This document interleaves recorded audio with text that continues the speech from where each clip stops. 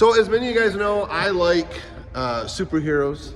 I like comic books. I like stuff like that. I also like fantasy type stuff, like knights and dragons and like Lord of the Rings and Barbie. Have you seen Princess Bride? Who's seen Princess Bride? You know what Princess Bride is? One of you? Okay. Barbie. Have you guys seen Never-Ending Story? No. You don't got me confused. Man. Have you guys seen Dragon Slayer?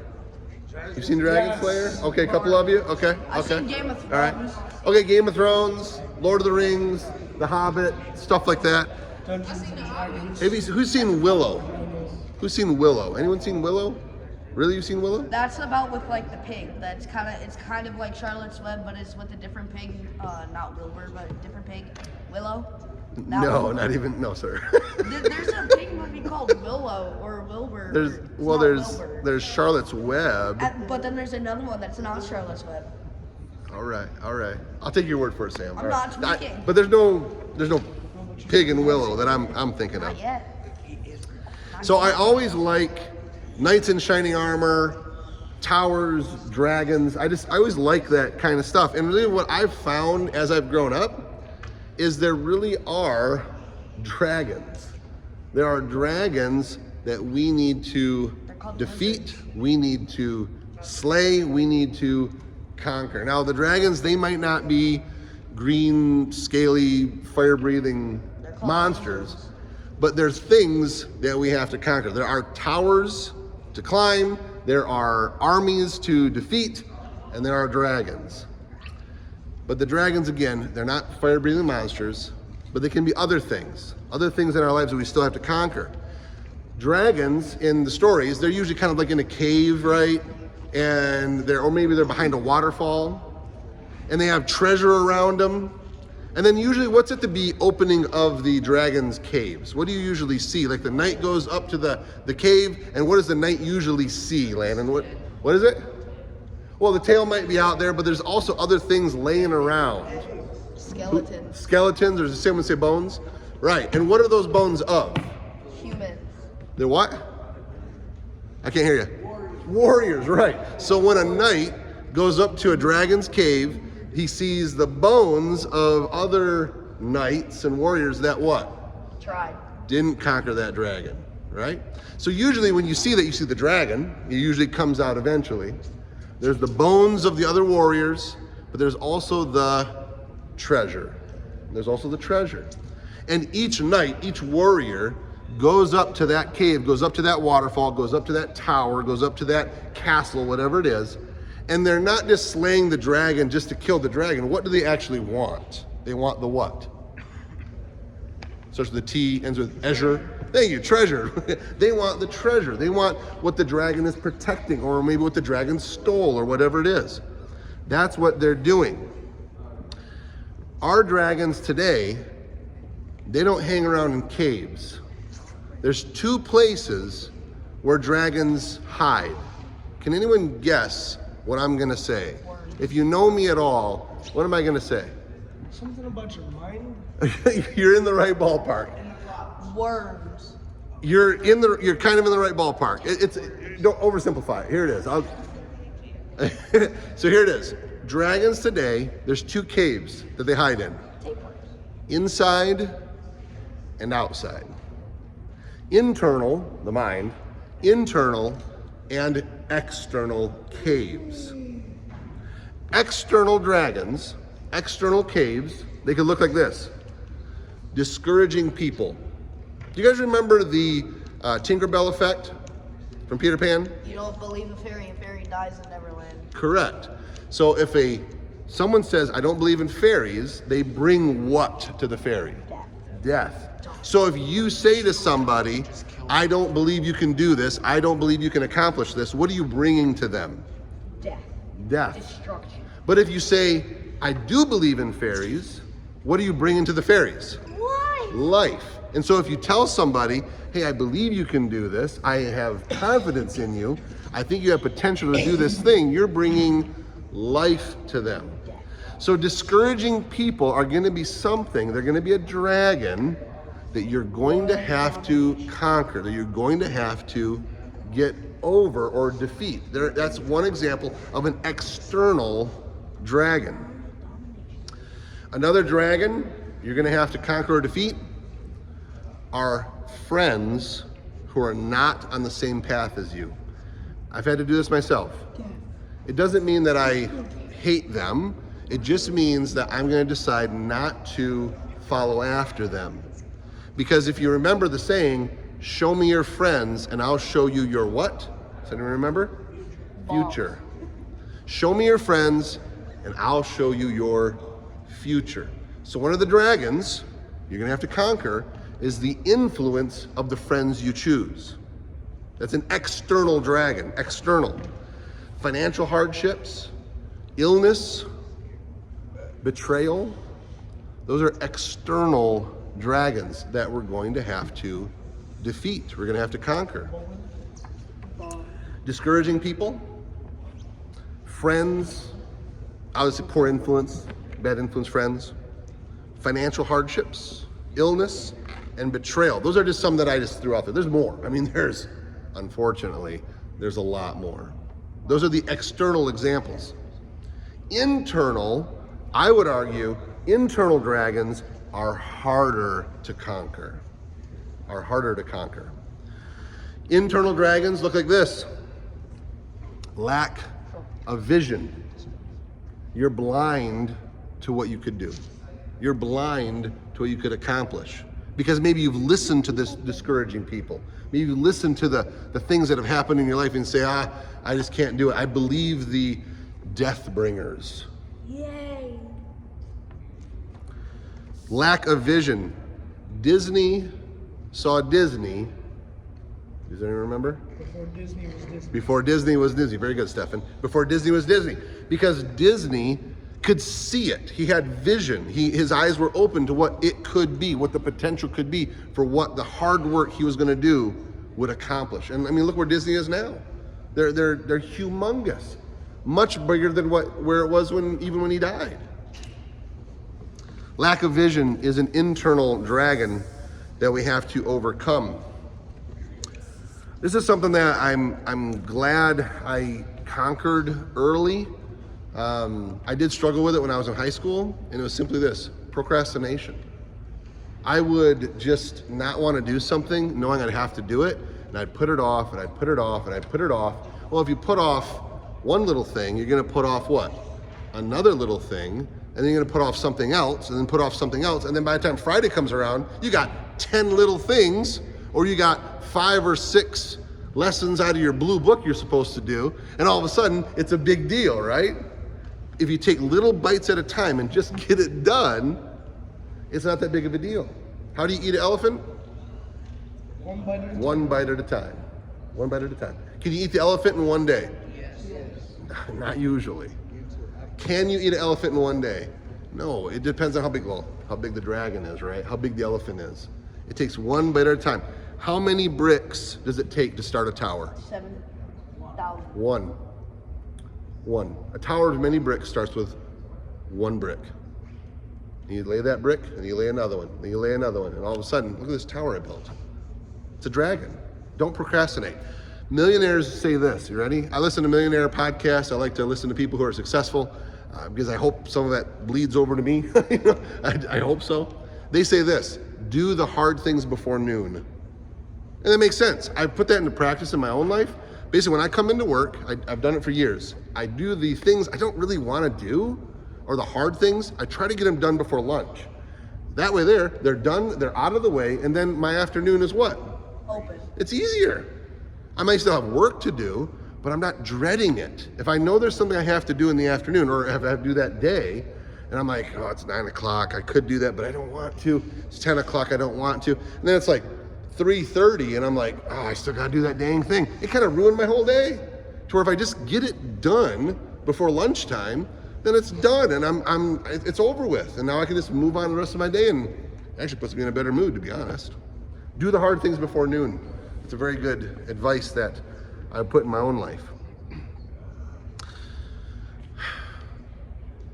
This is one that I think probably everyone in this room struggles with. This is another dragon.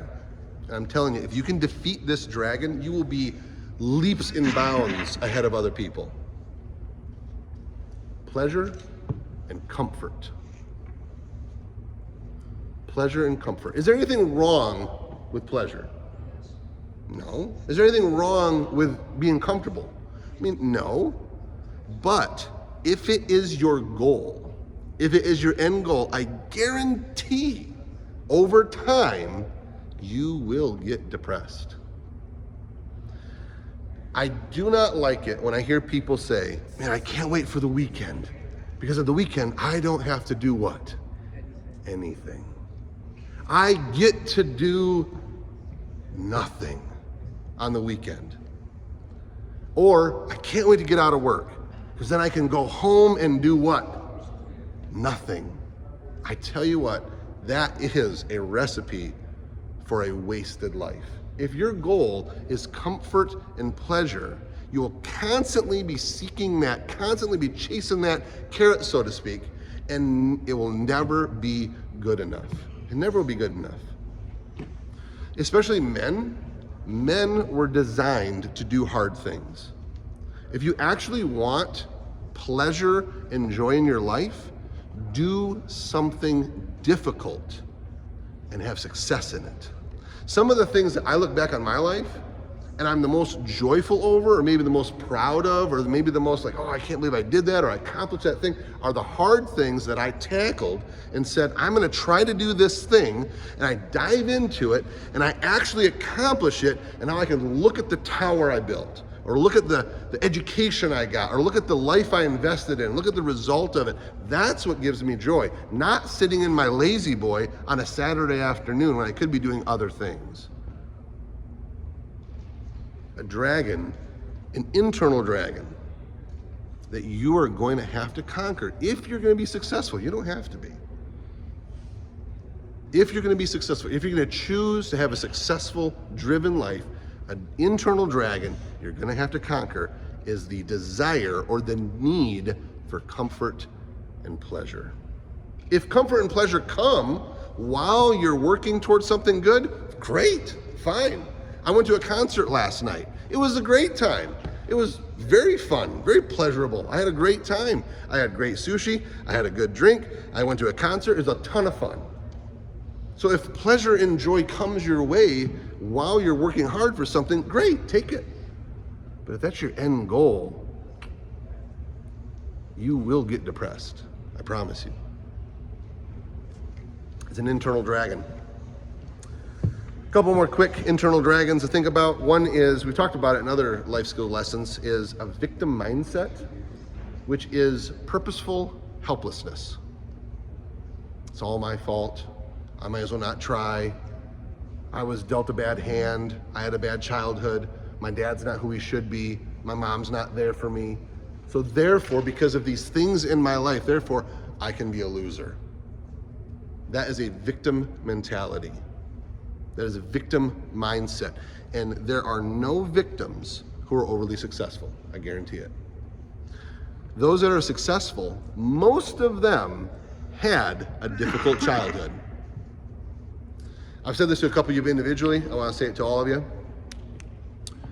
Villains and heroes have the same origin story.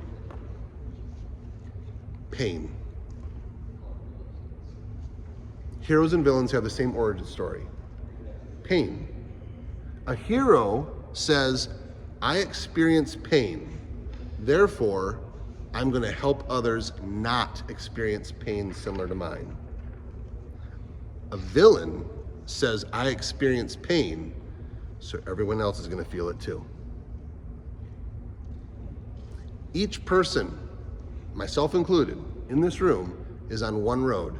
The road to a villain or the road to a hero. We all experience pain. Some of us more than others. It's what you do with that pain that makes you either a hero or a villain. Heroes are not pain-free by any means. They don't carry around a victim mentality. They don't carry around a helpless attitude, the self-imposed helplessness. No, they say, yeah, I experienced pain. It wasn't good. I didn't like it. But I'm going to do what I can do with my life so others don't experience pain like I experienced. That's what a hero is. A villain says, I'm mad, so now everyone else has to be mad too. I'm in pain, therefore everyone's gonna know all about my pain, and if they feel some pain too, that's okay with me. That's a villain.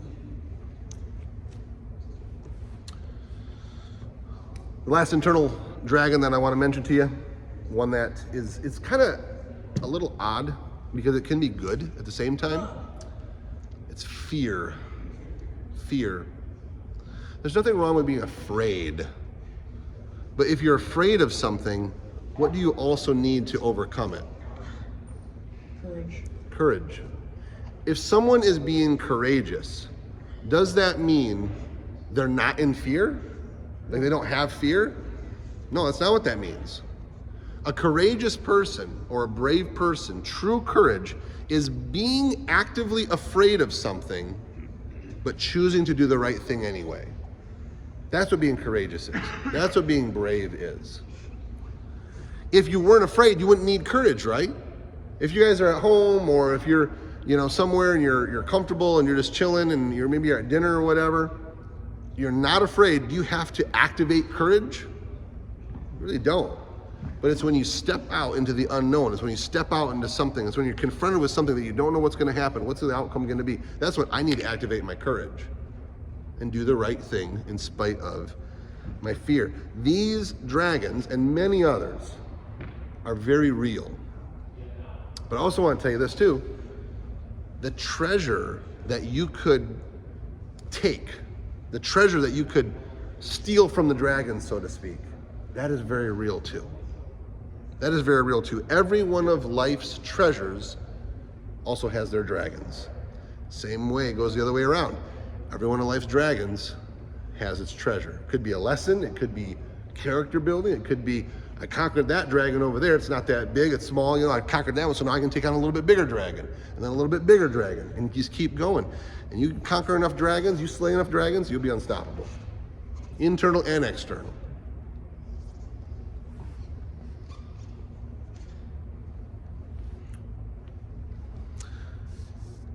Knights.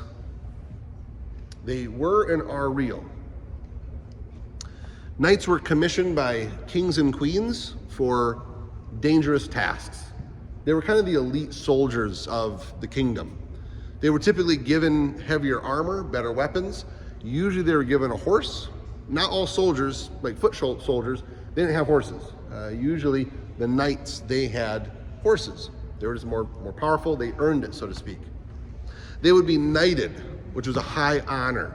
The king or queen would knight these soldiers, and they would be put under the code of, does anyone know?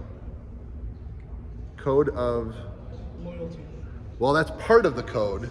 It starts with a ch or sha. Sha with the ch. The code, loyalty is part of it. Knights were put under the, nope, chivalry. You guys heard that word? Chivalry. So knights would be soldiers, these elite soldiers would be knighted. You know when you ever seen that image of like a knight, he's bowing down and the king or queen has a sword and they put the sword like on the shoulder, right? You've seen that? Like in pictures or movies or whatever. Do you know why they do that? Like what's going on there with the sword? Does anyone know? Would you like me to tell you? Oh, good. All right. So what is something that soldiers, knights would protect on their body? Well, like a part of their body. Their heart. Say it again, Patrick. I can't hear you. Their head? Close. So on armor, Oh, wait a minute. I'll give you a hint. On armor, there would have like a breastplate. They'd have the bottom, like the pants, so to speak, of the armor. They'd have the big shoulder pad things. But wherever they had to move, the armor would be a little bit lighter, right? Like under the armpit, at the elbow, the knee, and especially around the what? Neck. The neck. The neck, they had to move all over with that helmet on, right? So the neck oftentimes was the most exposed. They may have chainmail, but if like arrows were coming up, they would go like this, and their helmets would cover their necks, their shoulders would come up, and so those arrows hit, they weren't being exposed. So it makes complete sense, and now you kind of understand when a soldier was before a king or queen, they close their eyes, they bow their head, and they expose what to that sword? Their neck. So what they're doing is they're saying, I'm devoting my life to this kingdom under the code of chivalry, and if you see fit, I'm willing to give my life, that's why they use a sword, give my life for this kingdom. That's why they do it that way, okay? There's two parts to the code of chivalry, you ready? Protect the weak, honor the king. Those are the two codes, pretty simple, pretty basic. So when these knights, now they're knighted, would go around to territories, they'd go around to different towns, and everyone knew when a knight was coming in. It was like a big deal. They knew when a knight was coming into their town. They would go into these towns, these territories, they'd make sure that the laws were being followed, the weak were being taken care of, the widows, the orphans, that sort of thing. And if they weren't being taken care of, the leaders of that town would have to answer to the knights, which usually wouldn't go very well for the leaders of that town. So it was protect the weak and make sure that that territory or town themselves was honoring the kingdom in whatever way that would be. So that's what they did. They protected the weak and they honored the king. It's called chivalry. We get the English word Calvary from the word chivalry. Chivalry actually means horse mounted. That's really all it means. It means a rider of a horse. Calvary. And so these knights were special because they were given their own horses. That's where the word chivalry comes from. So my question to you guys, what codes or code do you live by? There's a couple codes that I have decided to make part of my life. I'll never say that I'm perfect at them, but these are very important to me. One code that I've imprinted on myself is I attempt to align my life as closely to truth as I can. Because I believe that truth is the most intended path for my life. If I lie or if I am deceitful or if I try to manipulate, I am willingly getting off that intended path. So even if it'll get me in trouble, even if I don't like the truth, even if I'm embarrassed, whatever it is, if I'm asked about something at the right time in the right place, right? And if it's appropriate to, I am gonna tell the truth. I'm gonna say, yeah, this is what happened. This is either what I did or this is what happened. This is the truth of the matter as best as I understand it.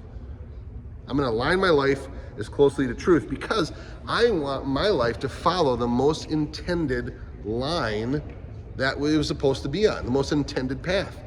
If I manipulate, lie, whatever, I'm getting myself off where I'm supposed to be going. I think I'm helping myself, right?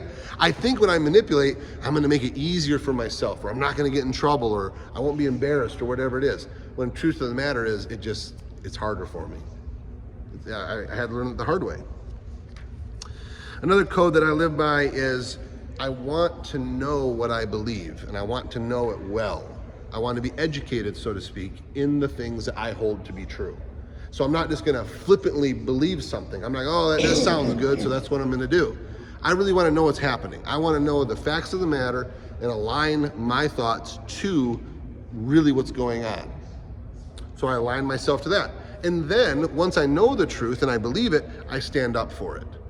Doesn't mean I bully people, doesn't mean I bulldoze people. It just means when I have opportunity, when I've earned the right to speak, I'm gonna say it. I'm gonna say what I believe. So I know what I believe, and then I stand up for it. The last thing, and it's just something that I just put into practice, and I'm not doing it now because I'm presenting, but when I'm just kind of around people, oftentimes I talk less and do more. I believe words have value, like almost like monetary value. And if there's somebody who is constantly talking, and they're trying to get some message across, and if they have to use 100 words to have that same message, well, they just made their words worth a penny a piece, for example. But if I can say the same message in 4 or 5 words, well, all of a sudden now each word is much more valuable because it's still equated the same message. So when I'm just like with people or whatever, a lot of times I'm a little quieter, I'm a little more subdued because I believe there's value in words. So I talk less and I do more. Not obviously when I'm doing a presentation like this, obviously. I mean, you guys are doing that right now, but when I'm just walking around or whatever, that's typically what I do. Okay. The thing about knights, they were needed in the kingdoms. The king and queen, they relied on these knights to make sure the towns and the territories were well taken care of, and they were honoring the kingdom. They were very much needed. They mattered. And what I want to tell you guys is, whether you realize it or not, whether you believe it or not, you matter too. How do I know that? Each of you have your own kingdom. Your own kingdom is your realm of influence. Whether you realize it or not, each one of you in here, in one way or another, are influencing other people. It could be siblings, it could be classmates, it could be even parents, it could be people that you don't even know that hear your story. And what you do and what you don't do and what you say and what you don't say, it matters. Knights mattered and you matter. If you didn't have a kingdom, if you didn't have any kind of realm of influence, it really wouldn't matter. But nobody is an island to themselves. Nobody has zero influence. Even if you don't want it, you still have influence. You're still a king in your own kingdom. So you better know what you believe, and you better stand up for it. You better protect the weak, and you better honor your kingdom. If you don't, you will regret it. All right, what time is it? What's that? 4:08. I'm going to stop there. I'm only I'm only 1/3 through this message, but I'm going to stop there because I want to. Any questions, comments right now on what I've said? On what I've said. All the hands go down. That's really funny. Okay, so we're going to stop there, and we will do pay attention prizes. And there is no small group today. All right? Yeah. Don't celebrate too hard. All right.